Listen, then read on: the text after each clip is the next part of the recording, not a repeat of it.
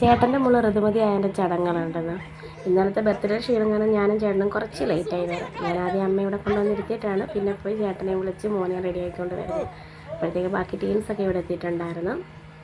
ഞങ്ങൾ പുറത്ത് വരുന്ന അമ്മമാരും ടീംസും എല്ലാം ആകത്തുള്ളൂ. കുറച്ച് പേര് പാചക പരിപാടികളാണ്. ഞങ്ങൾ വരുന്ന ടൈം ആയപ്പോഴത്തേക്ക് അവളെ കുളിപ്പിക്കാനുള്ള ഇതായിരുന്നു.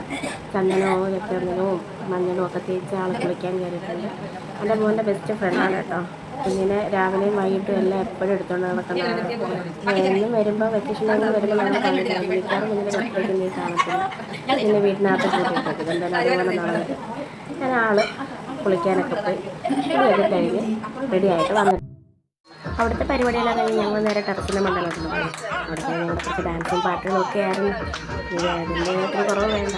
ഇന്നത്തെ ഡാൻസ് കഴിഞ്ഞാൽ ക്ഷീണം മാറിയിട്ടില്ല. ഇനി അടുത്ത ഡാൻസുമായിട്ട് ഇറങ്ങുകയാണ്. രാത്രിയിലാണ് ഇതിൻ്റെ ബാക്കി പരിപാടി വരുന്നത്. കാലുവേദന എല്ലാവരും വേണ്ടില്ല. നമ്മൾ ആഘോഷങ്ങളൊക്കെ എല്ലപ്പോഴും ഇനി വരാറുള്ളൂ. അപ്പോഴേ താടിക്ക് മക്കൾ ഈ പരിപാടിയെല്ലാം കഴിഞ്ഞ് ഞങ്ങളെല്ലാവരും ഫുഡും ഒക്കെ അടിച്ച് നേരെ വീട്ടിൽ പോയി വന്ന് കിടന്ന് ഉറക്കമായിരുന്നു. അപ്പം വീഡിയോ ഇത്രയുള്ള എല്ലാവരും വീഡിയോ ഫുള്ളായിട്ട് കാണണം. ചാനൽ സബ്സ്ക്രൈബ് ചെയ്യണം, വീഡിയോ ലൈക്ക് ചെയ്യണം. അപ്പോൾ ചേട്ടാ ഓക്കെ ബൈ ബൈ. ഇത്